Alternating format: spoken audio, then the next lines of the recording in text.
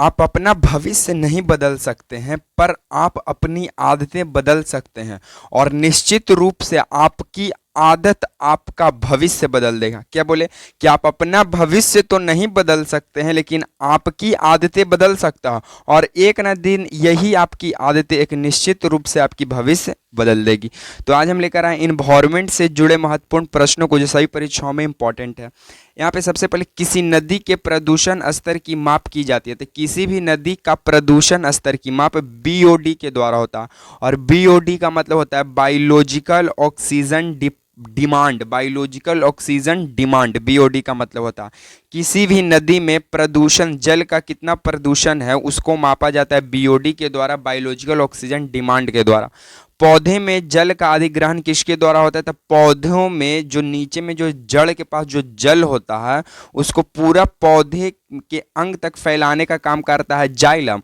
और जो पत्ती में भोजन बनता है इसको पूरा अंग में भेजने का काम करता है फ्लोएम। कौन करता है? फ्लोएम। वन्य जीव सुरक्षा अधिनियम कब लाया गया? तो 1972 में। वन्य जीव संरक्षा अधिनियम कब बनाया गया था? तो 1972 में।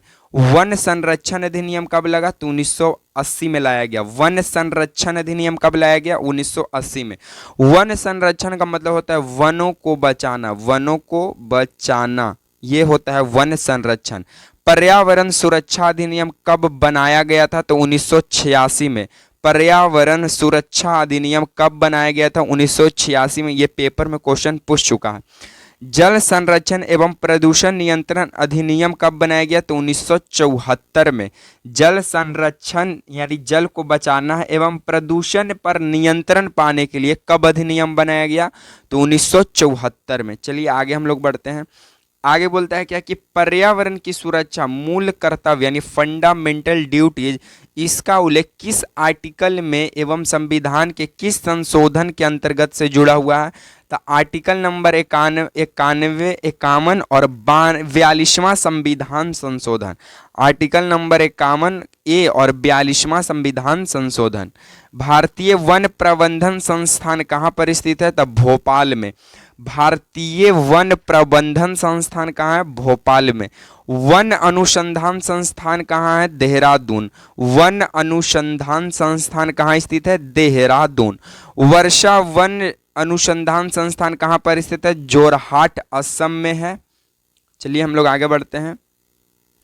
आगे बोलता है कि अनुवांशिकी एवं वृक्ष प्रजनन संस्था कहाँ पर है? तो कोयम्बटूर में है। कोयम्बटूर। अनुवांशिकी एवं वृक्ष प्रजनन संस्थान कहाँ स्थित है? कोयम्बटूर। उत्पादकता केंद्र किस शहर में है? तो रांची में है। उत्पादकता केंद्र किस शहर में है? रांची में है। भारत की प्रथम वन नीति यानी फॉरेस्ट लॉ का निर्माण कब किया गया था? 1894 में। भारत की प्रथम वन नीति का निर्माण कब किया गया? 1894 में। गिद्ध संरक्षण परियोजना कब प्रारंभ की गई? 2006 में। गिद्ध संरक्षण परियोजना कब प्रारंभ की गई? 2006 में।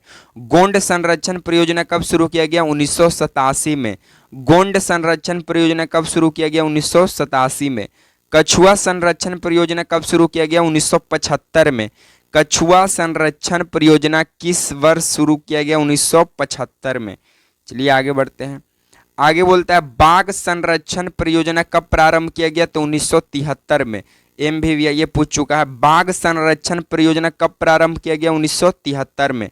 पर्यावरणीय संकट किस वृक्ष को माना जाता है? तो यूकेलिप्टस। पर्यावरणीय संकट किस वृक्ष को माना जाता है? तो यूकेलिप्टस। चालबाज किस प्रकार के वन पाए जाते थे? विषुवतीय वर्षावन है। कद्रीय मरु क्षेत्र अनुसंधान संस्थान कहाँ स्थित है? तो जोधपुर राजस्थान। मॉन्ट्रियल प्रोटोकॉल किससे संबंधित है? तो 1987 में ओजोन परत से संबंधित है। ओजोन दिवस हम लोग 16 सितंबर को मनाते हैं। और ओजोन की मोटाई किसमें मापते हैं? आप लोग कमेंट कीजिए। वियना समझौता किससे संबंधित है? तो 1985 का ओजोन परत से ही संबंधित है। चलिए आगे बढ़ते हैं। आगे बोलता है क्योटो प्रोटोकॉल किस वर्ष लागू किया गया? तो 2005 में। Kyoto protocol CO2 carbon dioxide gas से संबंधित है। और क्योटो प्रोटोकॉल का संधि कब हुआ? 2005 में। पृथ्वी शिखर सम्मेलन कब आयोजित हुआ? तो 1992 जोहान्सबर्ग में। पृथ्वी शिखर सम्मेलन का आयोजन किस शहर में किया गया था? तो रियो डी जेनेरियो में। 5 जून विश्व पर्यावरण दिवस मनाने की घोषणा किस सम्मेलन में किया गया था? स्टॉकहोम सम्मेलन 1972 का। और पहली बार 5 जून 1972 को विश्व पर्यावरण दिवस मनाया गया था। टाइगर मैन ऑफ इंडिया के नाम से किसे जाना जाता है? कैलाश श्रृंखला को। टाइगर मैन ऑफ इंडिया के नाम से किसे जाना जाता है? कैलाश श्रृंखला को। चलिए आगे बढ़ते हैं। आगे बोलता है क्या कि ग्रीन रिवॉल्यूशन, भारत में हरित क्रांति के जनक कौन है? तो डॉक्टर एम.एस. स्वामीनाथन। भारत में हरित क्रांति का जनक डॉक्टर एम.एस. स्वामीनाथन 1960 से 1970 का दशक में। भारत में पारिस्थितिकी के जनक डॉक्टर रामदेव मिश्रा। भारत में पारिस्थितिकी के जनक डॉक्टर रामदेव मिश्रा। चिपको आंदोलन के जन्मदाता कौन है? सुंदरलाल बहुगुणा गढ़वाल डिस्ट्रिक्ट से शुरू होता है। चिपको आंदोलन के जन्मदाता सुंदरलाल बहुगुणा। विश्व ओजोन दिवस कब मनाया जाता है? 16 सितंबर को। ओजोन दिवस 16 सितंबर को। और ओजोन की मोटाई डाप्सन में मापा जाता है। विश्व वन्य जीव दिवस कब मनाया जाता है? 3 मार्च को। विश्व वन्य जीव दिवस कब मनाया जाता है? 30 मार्च को। चलिए आगे बढ़ते हैं। आगे बोलता है पृथ्वी दिवस कब मनाया जाता है? 22 अप्रैल को। पृथ्वी दिवस 22 अप्रैल को। अम्ल वर्षा के लिए प्रमुख जिम्मेदार कौन सा गैस है? तो SO2 और NO2 यानी सल्फ्यूरिक और नाइट्रस ऑक्साइड और सल्फर डाइऑक्साइड। लाइकेन किस पर्यावरणीय प्रदूषण के सूचक माने जाते हैं? वायु प्रदूषण के। भोपाल गैस त्रासदी किस गैस के रिसाव से हुआ था? मिथाइल आइसोसाइनाइड 1984 में हुआ था घटना, ये 1984 में हुआ। इटाई रोग किसके कारण होता है? तो कैडमियम की अधिकता से। इटाई रोग कैडमियम की अधिकता से और मरकरी की अधिकता से कौन सा रोग होता है? आप लोग कमेंट कीजिए। चलिए आगे बढ़ते हैं। हमारा अम्ल वर्षा का जल का पीएच मान कितना होता है? अम्ल वर्षा का पीएच मान होता है 4.2 से कम। 4.2 से कम पीएच मान वाले अम्ल वर्षा कहलाते हैं।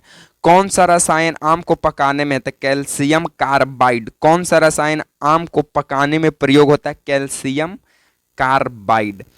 आप लोग कमेंट बॉक्स में कमेंट कीजिएगा कि वीडियो कैसा लगा। अगर वीडियो पसंद आए तो लाइक शेयर एंड सब्सक्राइब करना ना भूलें। इसी तरह के सीरीज के साथ मिलेंगे नेक्स्ट वीडियो में। तब तक के लिए आप सभी को जय हिंद।